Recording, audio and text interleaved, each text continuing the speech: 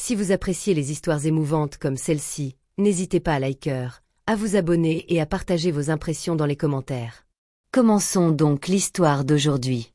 Je m'appelle Maya Aron, et le jour où tout a basculé, j'étais agenouillée dans la terre douce de mon jardin, les doigts enfoncés dans le sol, en train de planter ces rosiers anciens que ma tante m'avait offerts quelques semaines auparavant. L'air était imprégné du parfum de la terre humide et des pétales en fleurs, un rappel de la fragilité de la beauté.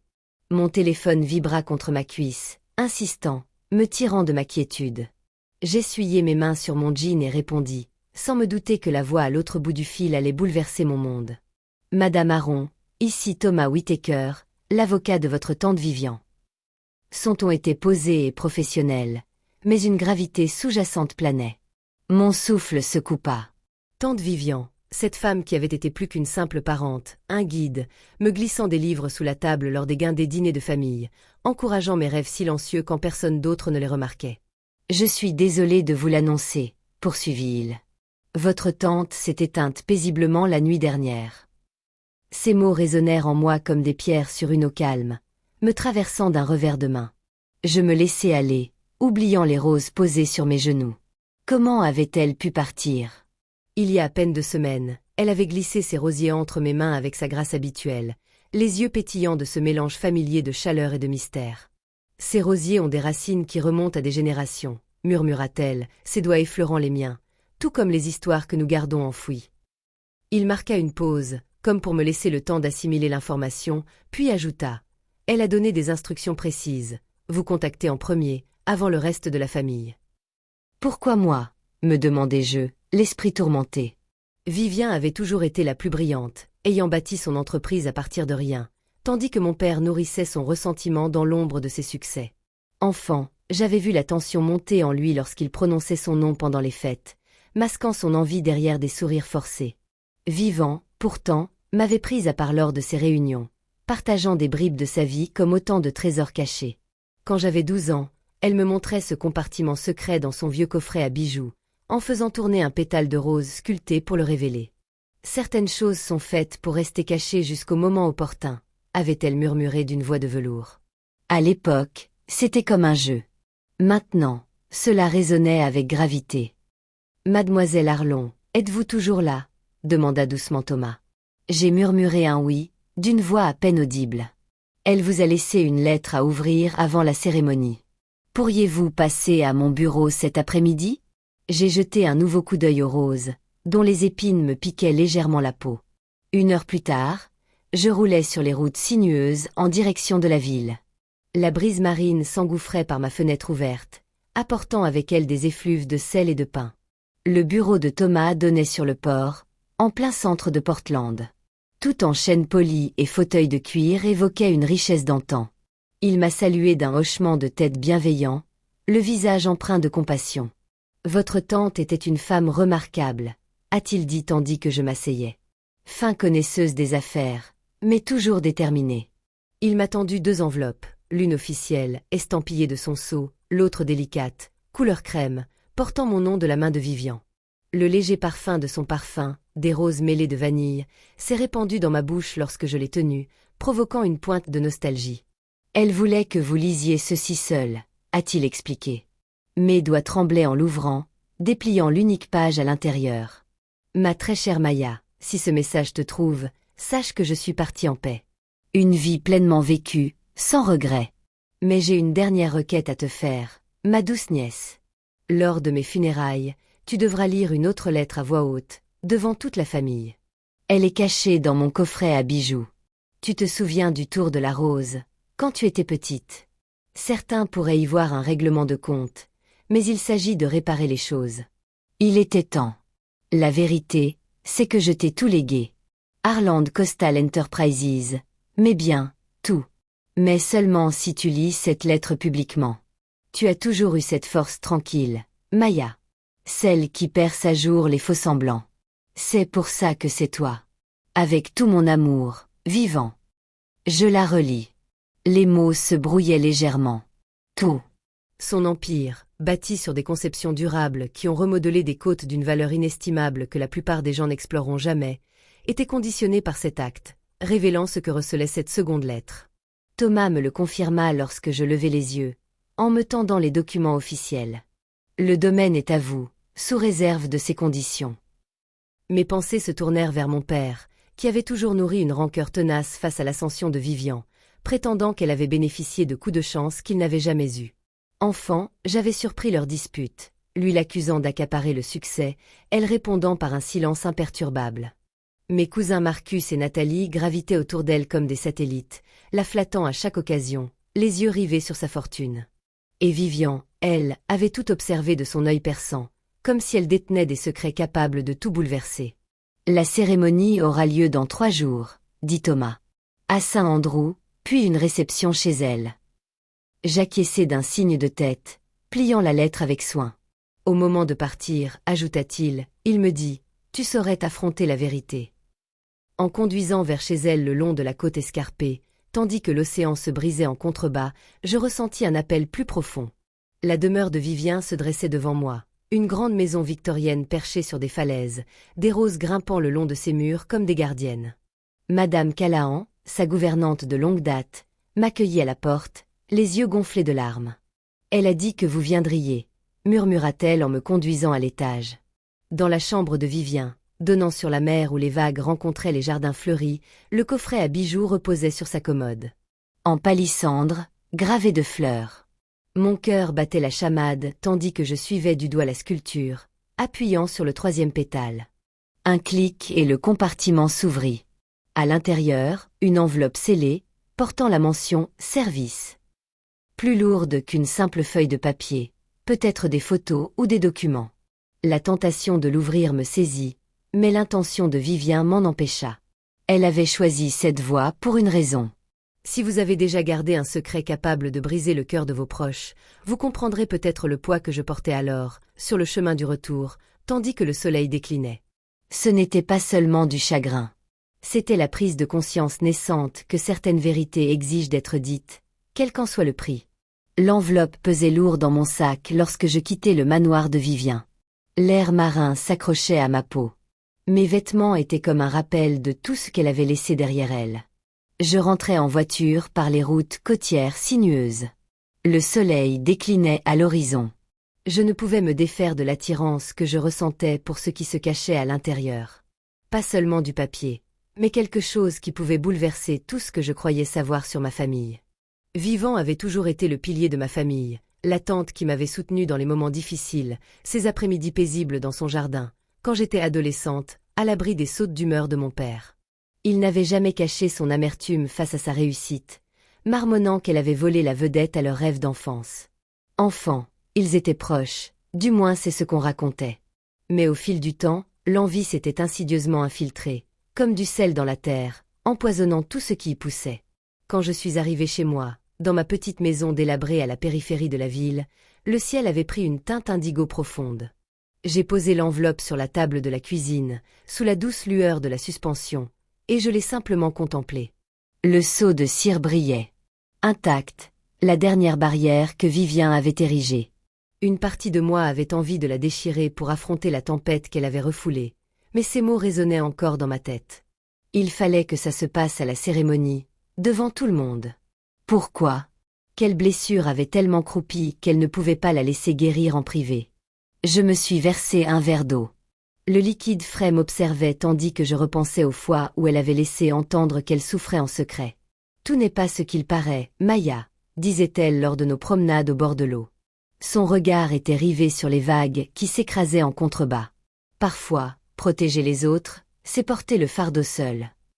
J'acquiesçais, pensant que c'était simplement sa façon d'être sage, mais maintenant, cela ressemblait à une préparation. Le lendemain matin, mon téléphone s'est mis à vibrer, la famille m'appelait. Mon père d'abord, la voix étranglée. Il s'est renseigné sur les préparatifs, mais je sentais l'inquiétude sous-jacente. L'inquiétude concernant ce que Vivien avait laissé derrière elle. Pourquoi son avocat t'a-t-il appelé en premier, a-t-il insisté. Je lui ai dit que ce n'était que des détails, rien de plus. Mais le silence qui suivit était pesant.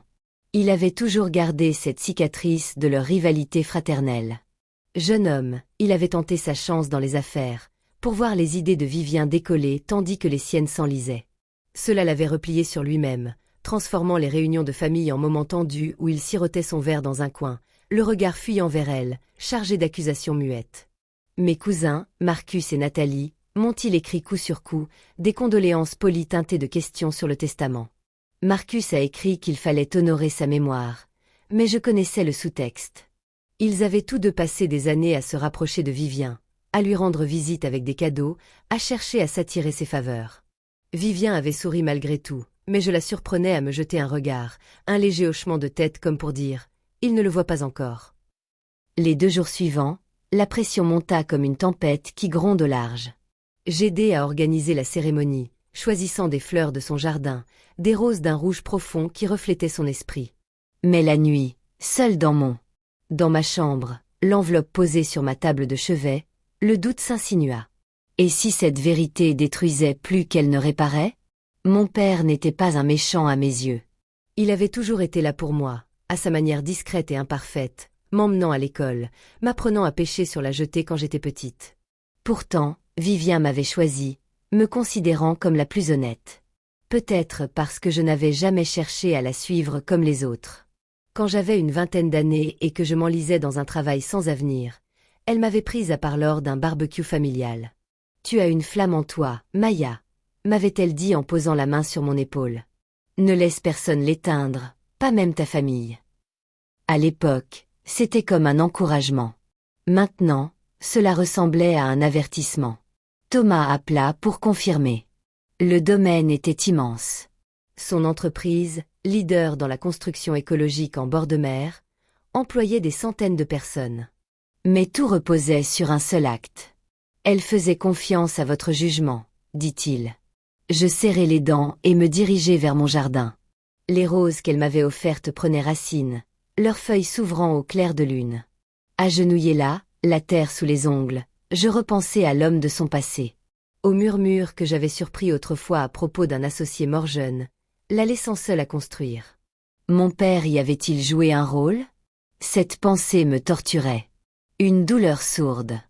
Si vous avez déjà passé des nuits blanches à questionner ceux qui vous ont élevé, à vous demander si l'amour peut coexister avec des torts cachés, vous connaissez peut-être ce malaise, cette façon qu'il a de s'installer en vous, de rendre chaque respiration laborieuse. À la veille des obsèques, les conversations familiales étaient devenues insistantes. Mon père se présenta à ma porte sans prévenir, le visage marqué par la fatigue. Il me demanda si j'avais parlé à Thomas d'une répartition équitable. J'ai croisé son regard, y décelant la vulnérabilité sous ses airs fanfarons.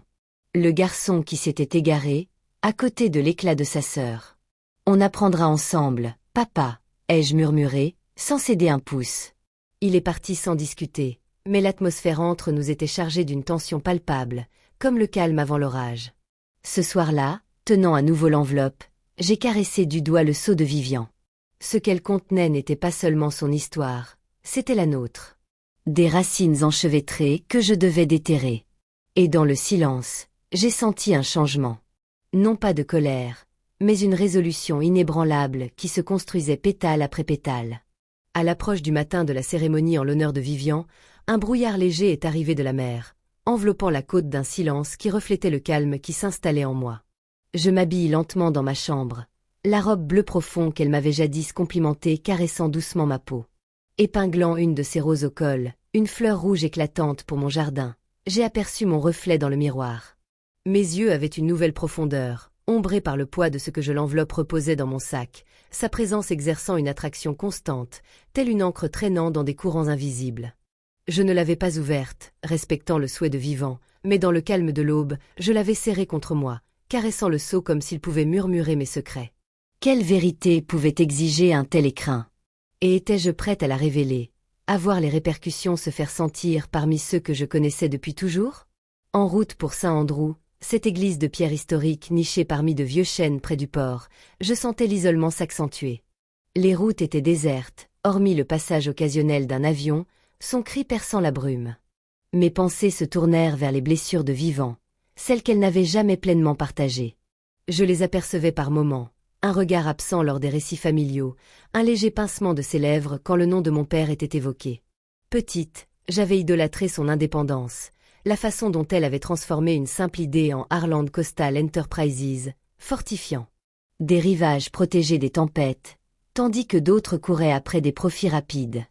Mais il y avait toujours cette solitude sous-jacente, comme si elle avait bâti son empire sur un terrain qui ne lui appartenait pas entièrement. Le succès s'accompagne d'ombre, m'avait-elle dit un jour lors d'une promenade le long des falaises de son manoir. Nous regardions les vagues éroder les rochers en contrebas, et sa voix portait une résolution tranquille. Parfois, il faut choisir lesquels affronter. Je l'avais alors questionnée sur les débuts, mais elle avait changé de sujet avec un doux sourire. Maintenant, ces ombres semblaient se refermer sur moi. À l'intérieur de l'église, l'air était imprégné d'un parfum de bois ciré et de roses fraîches, des bouquets que j'avais cueillis dans son jardin, leurs pétales un hommage silencieux. Les bancs se remplirent peu à peu, des collègues en costume sur mesure, des philanthropes qu'elle avait soutenus, puis ma famille. Leurs visages exprimaient un mélange de chagrin et d'attente contenue. Mon père arriva tôt, se glissant au premier rang d'un signe de tête. Ses épaules étaient voûtées, comme s'il portait un fardeau invisible. J'avais perçu sa vulnérabilité, ses longues nuits passées à son bureau après des projets avortés. La façon dont il s'illuminait quand Vivien envoyait des chèques pour mes études, masquant sa fierté derrière des remerciements bourrus. Mais un ressentiment couvait toujours en lui, né des comparaisons fraternelles qui le faisaient se sentir inférieur. Elle a toujours eu le don, disait-il amèrement pendant le dîner, sa fourchette suspendue en l'air. Je la défendais discrètement, mais cela créait un fossé lorsque je restais neutre. Maintenant, avec l'enveloppe brûlée dans mon sac, la neutralité me semblait un luxe. Je ne pouvais plus me le permettre. Mes cousins Marcus et Nathalie l'entouraient, leur chuchotement perçant le murmure ambiant. Marcus se pencha vers moi et me demanda si j'avais eu des nouvelles de Thomas. Je secouai la tête et m'excusai pour aller me réfugier un instant dans la chapelle latérale. Là, dans la faible lumière filtrée par les vitraux, le doute m'envahit comme une marée. Et si cette révélation brisait mon père irrémédiablement? Il avait déjà perdu une sœur. Pourrait-il supporter de perdre? À quoi faisaient allusion ces illusions? Je pensais à Lydia Whittaker, un nom que j'avais aperçu sur des documents dans les dossiers de Vivian, des années auparavant. Boursière, avait-elle mentionné, comme ça, sans y penser. Certaines dettes prennent toute une vie à rembourser, avait dit Vivian d'un ton énigmatique. Lydia était-elle impliquée? Un hochement de tête incertain. Une érosion silencieuse de mon sang-froid. Si vous vous êtes déjà trouvé au bord d'un choix susceptible de redéfinir vos racines, vous reconnaîtrez peut-être cette pause. Le souffle retenu trop longtemps. Le cœur partagé entre l'amour et l'intégrité. La cérémonie commença. Les paroles du pasteur se mêlaient à l'héritage de Vivian. Ses innovations en matière de conception durable. Ses dons discrets aux communautés côtières frappées par les tempêtes. Mais tandis que les hymnes s'élevaient autour de moi, mon attention se fixa sur le podium. Thomas croisa mon regard de l'autre côté de l'allée, son hochement de tête étant un signal subtil. Le moment venu, je me levai, les jambes fermes malgré le tremblement de mes mains. L'assemblée se tut à mon approche, l'enveloppe à la main. Le regard de mon père croisa le mien, scrutateur, presque suppliant. À cet instant, je revis le garçon qu'il avait été avant que la vie ne l'endurcisse. Briser le sceau me donna l'impression d'ouvrir un coffre-fort scellé depuis longtemps, la cire s'effritant sous mes doigts. À l'intérieur, des pages écrites de la main de Vivian, mêlées à des photographies fanées et des documents jaunis par le temps. Je commençai à lire, ma voix basse mais claire résonnant contre les murs de pierre. Je m'appelais Vivian Harlon, et voici la véritable histoire de la création de Harland Coastal Enterprises. La première photo la montrait jeune, debout à côté d'un homme que je ne connaissais pas, Daniel Whittaker, son bras autour de ses épaules, des plans à la main. Il rayonnait d'une ambition commune. Daniel était mon associé, poursuivis-je, les mots de Vivian résonnant en moi. Un ingénieur visionnaire dont les idées ont constitué le cœur de notre travail. Nous l'avons construit ensemble, à parts égales, jusqu'à la nuit de sa mort, qualifié d'accident. Un murmure s'éleva, mais je continuai. Ce n'en était pas un. Ses freins avaient été trafiqués, et les documents de transfert de son héritage avaient été falsifiés par mon propre frère. Un souffle d'étonnement parcourut la pièce. À travers les bancs, mon père émit un son étouffé, son visage se décomposant. Je fis une pause, croisant à nouveau son regard. L'air entre nous était lourd d'une histoire non dite. La photo suivante, une signature de contrat côte à côte. Puis l'épreuve. Des rapports de police enterrés. Des notes médico-légales sur la falsification. La confession de Vivian se dévoila. Elle l'avait découverte trop tard. Un silence choisi pour protéger l'entreprise en pleine croissance et ses employés. J'ai attendu, disait sa lettre. Construire ce dont Daniel rêvait, réparer les torts dans l'ombre. Et là, le coup de théâtre final. Un soutien anonyme pour la fille de Daniel, Lydia, aujourd'hui figure de proue des technologies vertes. Une femme se leva des rangs du milieu. Lydia, ses traits rappelant ceux de l'homme sur la photo. Des larmes brillaient à son approche. L'église retint son souffle. Dans cet instant suspendu, l'introspection m'envahit. Le choix de Vivian de retarder la révélation de la culpabilité cachée de mon père. Mon propre rôle de dépositaire de ce secret. La douleur se muait en lucidité, non pas en destruction, mais en une chance de guérison. Le silence pesait lourd sur ce qui suivrait la vérité. Elle se libéra. L'église sembla retenir son souffle tandis que Lydia Whittaker s'approchait, ses pas mesurés sur le sol de pierre. Elle s'arrêta devant mon père, le visage empreint d'un mélange de tristesse et de détermination. Ses yeux sombres, si semblables à ceux de l'homme sur la photo, scrutaient son visage. Il recula légèrement, les joues encore pâles, comme si des années de culpabilité enfouie avaient enfin refait surface, à vif et indéniable. Je descendis de l'estrade, les documents lourds dans les mains, les mots de Vivien résonnant encore en moi. Il ne s'agissait pas de vengeance. C'était une prise de conscience, une affirmation silencieuse que les torts ne pouvaient rester cachés éternellement. Lydia se tourna alors vers moi, des larmes traçant des sillons silencieux sur son visage. Elle ne dit rien d'abord, se contentant de tendre la main, effleurant la mienne dans un geste qui semblait relier des décennies. « Toutes ces années », dit-elle doucement, sa voix à peine audible. « Je croyais que mon père avait abandonné, que ses rêves étaient morts avec lui dans cet accident. » Elle jeta un coup d'œil à la photo que j'avais posée sur l'estrade, une Vivien plus jeune. Daniel, plein de promesses. Mais elle a su préserver son espoir, n'est-ce pas? Même si cela signifiait porter ce fardeau seul. J'ai hoché la tête, la rose à mon revers effleurant mon menton tandis que je me penchais vers elle. Oui, elle l'a fait, et elle s'est assurée que tu es le soutien auquel tu avais droit. Anonymement, mais toujours présente. Lydia a eu le souffle coupé, et à cet instant, j'ai senti le changement. Non pas un effondrement dramatique, mais un réalignement subtil, comme des racines qui trouvent un nouveau sol après la tempête. Au premier rang, mon père s'est levé en chancelant, sa voix brisant le silence. Il a murmuré quelque chose à propos d'une erreur, mais la combativité l'avait quitté, ne laissant qu'un écho vide. Mes cousins se sont agités, mal à l'aise, Marcus fixant le sol, Nathalie serrant son sac à main comme un bouclier. Ils avaient fondé leurs espoirs sur la richesse de Vivian, sans jamais en sonder les fondements. La lettre de Vivian était toujours entre mes mains, et j'ai lu les dernières lignes à voix haute, d'un ton assuré. J'ai légué 30% de Harland Coastal Enterprises à Lydia Whittaker en dédommagement de ce qui avait été pris à son père. Le reste, la part majoritaire, à ma nièce Maya, celle qui me rappelle l'intégrité de Daniel. Des soupirs d'étonnement parcoururent à nouveau la pièce, plus discrets, comme si l'air s'était arraché. Lydia et moi avons échangé un regard, et un silence s'est installé entre nous. La reconnaissance, peut-être, que nous étions toutes deux filles de cet héritage complexe. Elle demanda doucement si Vivien avait vraiment veillé sur elle tout ce temps. « Oui », répondis-je en pliant soigneusement les papiers. « Elle a financé tes études, tes travaux sur les innovations vertes. Elle voyait en toi sa partenaire. » La main de mon père tremblait tandis qu'il s'agrippait au bord du banc, s'observant lui-même.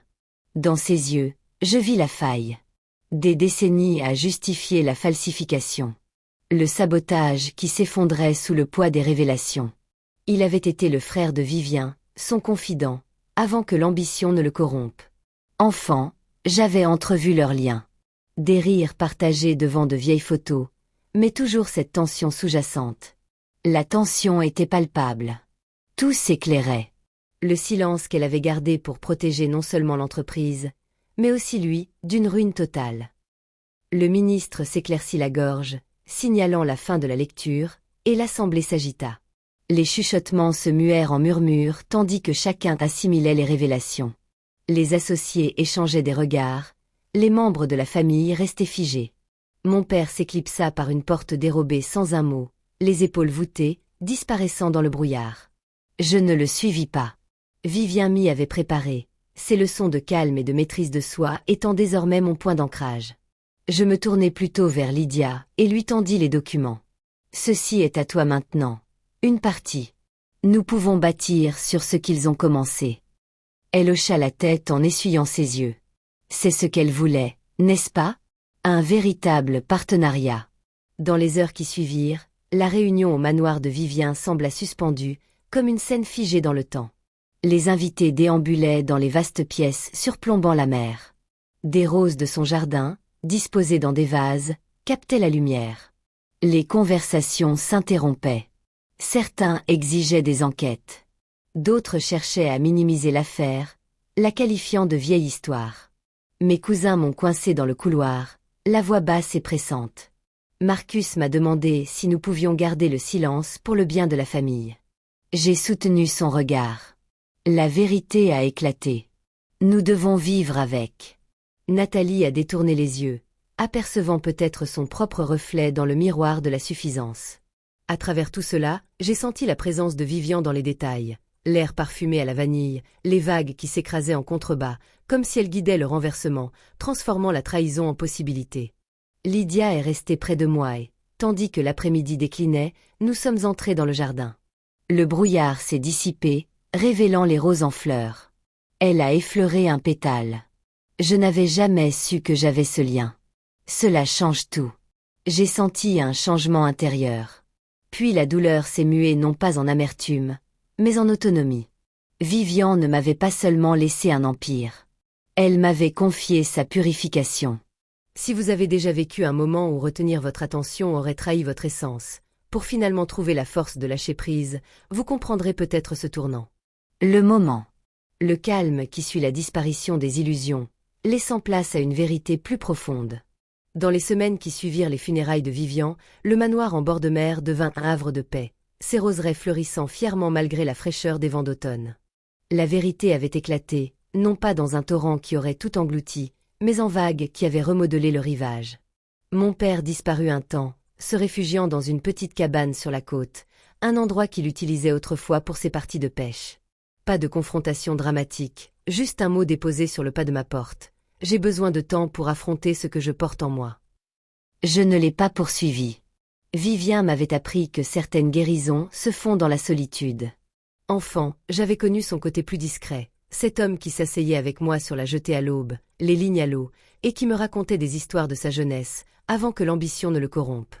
Des mois plus tard, il réapparut dans un centre de désintoxication, aux prises avec la culpabilité qui le hantait depuis si longtemps. Au début, nous parlions peu, sa voix plus douce. Au téléphone. Elle avait raison d'attendre, admis-il un jour. Je n'étais pas prête à ce moment-là. Le pardon ne s'est pas exprimé ouvertement. Il a mûri lentement, comme les roses qui s'épanouissent dans mon jardin. L'entreprise Arland Coastal Enterprises a surmonté les révélations, comme Vivien l'avait prédit. Les murmures et les réunions de conseil d'administration ont fait la une des journaux, mais ses fondations ont tenu bon. Les employés qui avaient bâti leur vie sur sa vision se sont ralliés, voyant dans cette exposition une purge, et non un effondrement. Lydia et moi nous rencontrions chaque semaine dans l'ancien bureau de Vivien, désormais le nôtre, surplombant les falaises où les vagues rencontrent les pétales en fleurs.